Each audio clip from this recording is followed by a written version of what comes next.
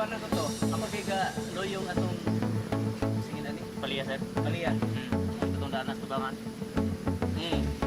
Yan ko matunggi.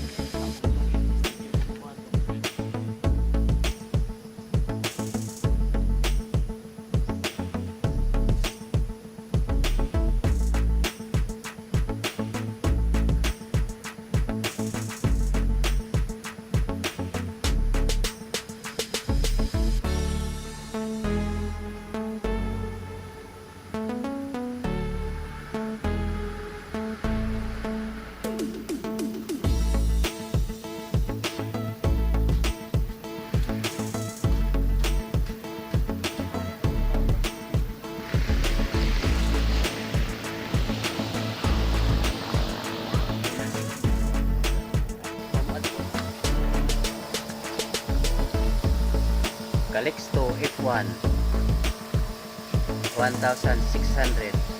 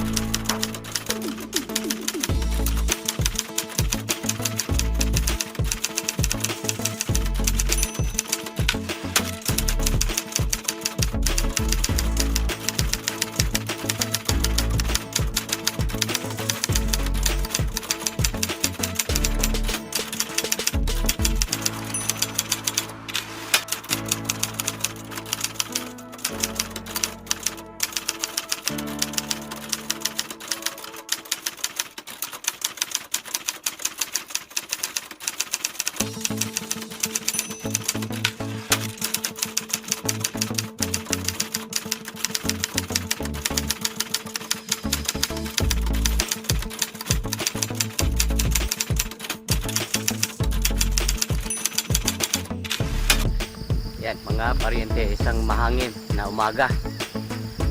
Time check, alas 6 ng umaga. Ayan, sisilipin po natin kasi nagising po tayo kaninang madaling araw. Medyo may kalakasan yung hangin mga paryente. Kaya po may ano, baka may nabuwal o ano po. Ay mayroon na nga ano yun, mga naputol oh.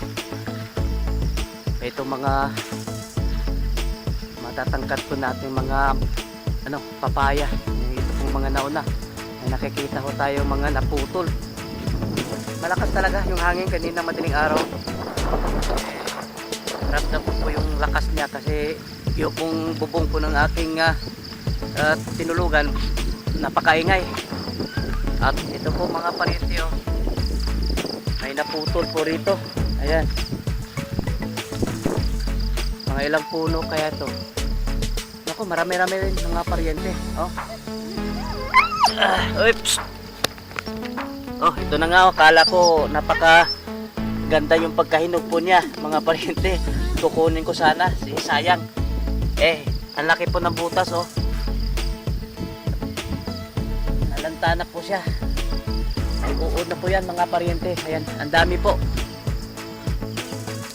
Yan, kahit tinanggalan po nila kahapon ng mga dahon, sa sobrang lakas po siguro ng hangin, hindi nakayanan. Yan, marami pong naputol mga paryente. At ito naman po sa tingin ko yung ano na po, siguro may mayroon na po itong mga ano, magtatatlong taon. Ay hindi, ano, magdadalawang taon po yata itong tanda po nitong ating ano, papaya. Marami rin pong naputol mga paryente oh. Ilang puno po ba ito? Mayroon pa dun sa unahan. Ayan, hindi pa nga ito ano ha, parang ito po sa atin epekto lang po ito dun sa bagyo. Yung bagyo po kasi nasa bandang Luzon, medyo malayo-layo tayo, pero ganun pa man ang lakas po ng hangin. At sa silipin po tayo dito po sa ating sagingan mga paryente kasi kahit ano, nagbawas po sila ng dahon kahapon, mayroon po tayong nakikita po rito oh, natutumba, nabubuhal mga paryente. Ito po ating saging. Malamang itong nabubuhal, may mga bunga po ito kaya mabigat. Ayan, silipin po natin. medyo marami yung papayang na putol. Ito papaya po natin, mayroon din natumba, may nabuwal. Ayan. Buti nga ito kandidato na rin ito sa bigat po ng bunga. Isang ihip lang ng hangin yan, baka sana tumigil na po yung hangin habang napapalayo po yung bagyo. Ayan, marami rin po yung saging mga parente. Ito talaga yung isa nabuwal. Nabigatan siguro sa bunga. Ayan, hindi pa mapapakinabangan yan, bata-bata pa yung bunga niya. Ayan.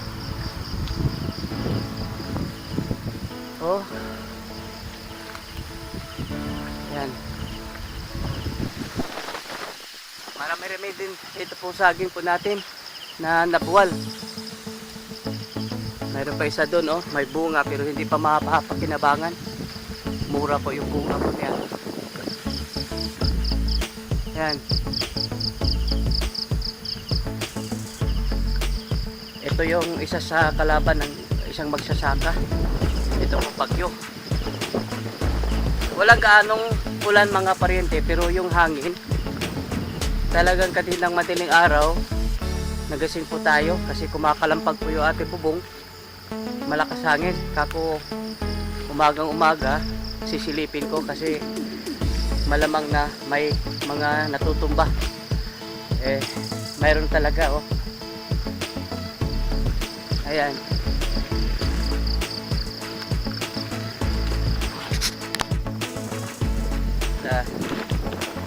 Buti na lang dito po sa ating ibang puno po na ating papaya. Ito pong sumunod po dito. Itong sumunod na mats dito po sa ating maraming napuputol.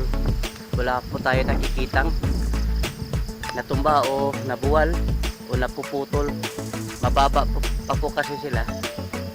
At sana naman titigil na po itong hangin. Wala na, hindi naman po sila apektado. Ito pong ating papaya. Ito po, batch po natin itong papaya. Ayan, wala po tayo nakitang nabuwal. Nagbawas rin po sila kahapon ng mga parente, yung mga dahon po nito, para hindi po gaanong maapektuhan ng hangin. Dahil mabababa pa po sila, wala po tayong napapansin na napuputol o nabubuwal. Ayan. At silipin natin yung ating saging po doon po sa unahan mga parente. Yan mga parente, dito na po tayo sa isang area po natin ng mga saging. Ayan. Wala ko tayong nakikita na nabubuwal o natutumba. Kasi mayroon din po kasi mga puno ng niyog po rito. Malamang na nakakatulong pagsangga po ng malakas na hangin. Kaya wala ho tayong nakikitang nabubuwal. Mayroon lang po, mayroong isa po doon. Yun may natumba po roon. Pero hindi katulad po nung yung isang area na ating pinanggalingan kanina na marami pong nabubuwal, natutumba. Dito po wala ho tayong gaano nakikita. At malamang siguro dahil ito sa mga puno ng niyog. Para po kasi itong niyog, saging, saka maraming niyog mga paryente. Yan, wala ho tayong nakita agaanong napapansin dito na natutumba. Yun lang isang puno po doon. Maliban doon, wala na po tayong nakikita na natutumba o nabubuwal mga paryente. Ayan. Ayan mga paryente, pansinin na rin po natin. Ito po ating kalamansi. Mga bata, hindi po tayo nangangamba kasi matitibay po itong ating kalamansi. Pero sisilipin pa rin po natin. Ayan, ito po yung ating kalamansi mga paryente kasi mayroon ho tayong napapansin sa mga harvest po nila. Mas marami po yung mga maliliit mga paryente. Bagamat hitik po siya sa bunga, pero napapansin po natin na marami po yung maliliit na yung iba nga pahinog na, pero yung laki po niya ang liit mga paryente. Kaya kailangan din po ito ng ng abono na malakas sa potassium. Ayan mga paryente. Dito po tayo ngayon sa ating brooding pen. At ito na po yung pinapagawa po natin, pinapaangat po natin ng konti yung pong ating bubong. Kahit pa paano yung ammonia po rito, mayroon na po siyang labasan. Hindi katulad nung araw talagang kulong na kulong po siya at yung ammonia pabalik-balik na, paikot-ikot na po rito sa loob. At yan, ito na po yung mga sisiw po natin at pansin po natin na talagang malinis na po yung dito po sa ilalim. At sana naman po mababawasan na po yung ating mortality. Yan, kumpleto na po sa ilaw. Ayan. At pansin ko rin mga paryente na talagang hindi na kumbaga medyo maaliwalas na siya ng konti. Ayan, dahil po rito sa may labasan na po ng hangin. Ayan. Ayan mga paryente, ito po may ginagawa po rito yung ating in-charge po rito. Ayan, ito yung mga sagol aniday gabon. Oh, dili. Yan, kalabo na. Gabon. Ito po yung pang organic na pamamaraan sa pagsugpo po ng panglunas po ng sipon. Ayan, kasi hangga't maaari po kasi hindi po tayo nagbibigay ng antibiotic. At ayon naman po sa ating in-charge po rito si kasamang Jumita, magandang babae rito, umaepekto naman daw.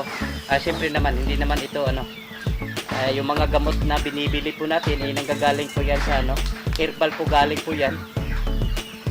Kuan makaday pila na kaka-adlaw ka kuan pas na kadlaw so na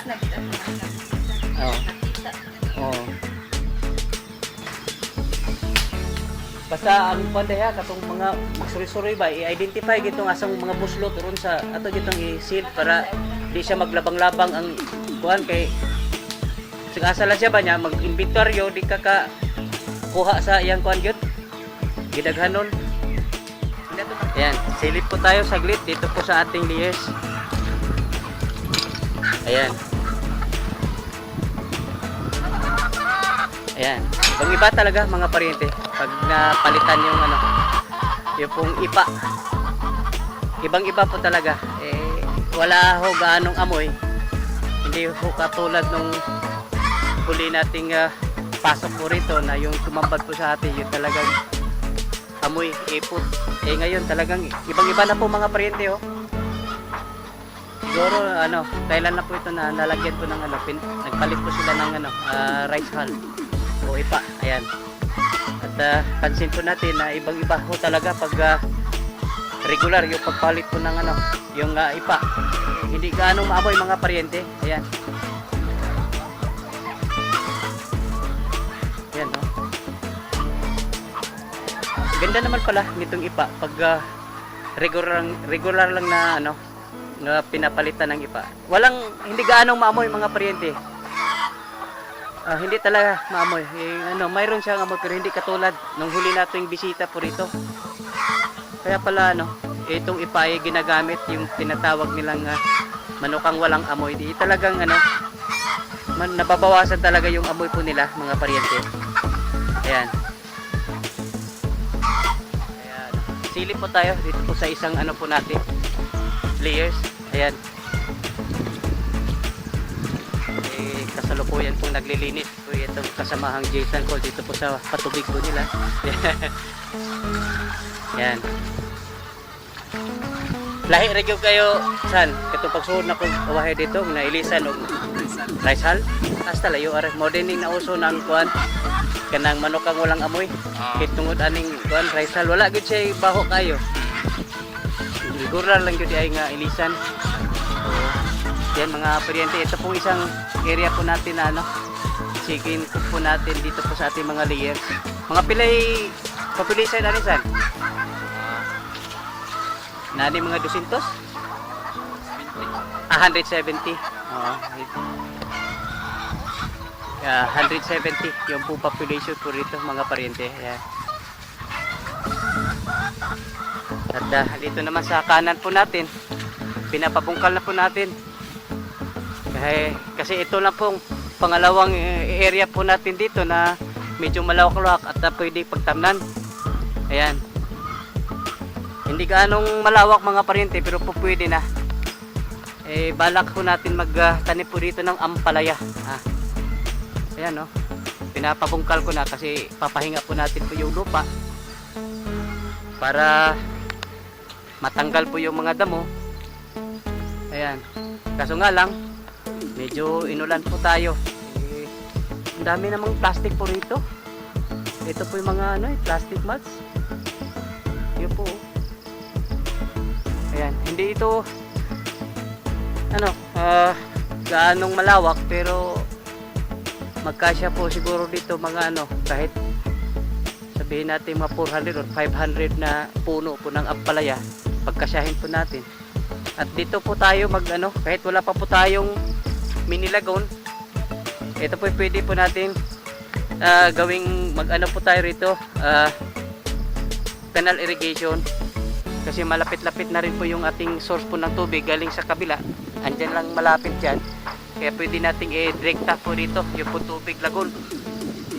Pero pagpahinga pa po natin ito para naman manumbalik po yung nutrients po ng lupa. Ayan.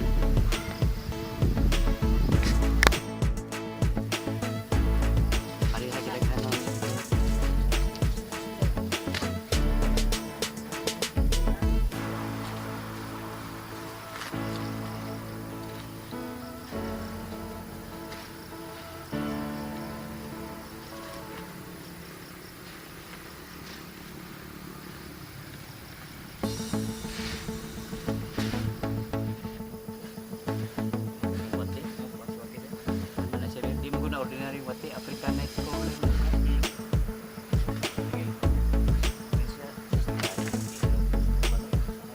Palitan sa kwan, anong kaya? Kando ang gamutan na. Tapos mo sila.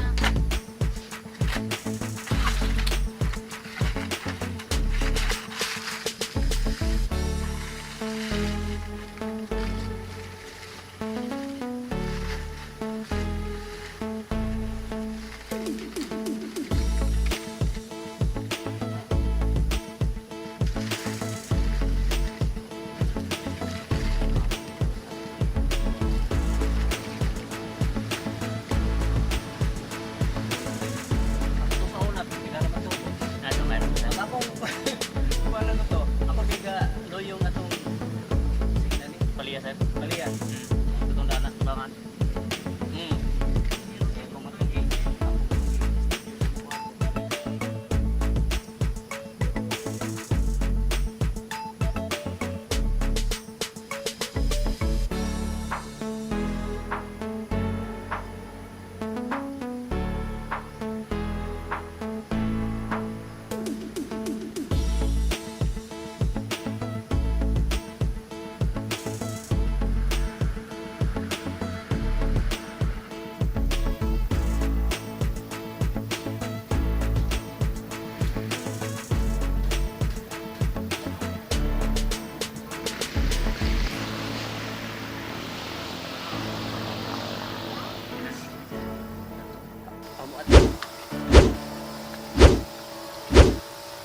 Calixto F1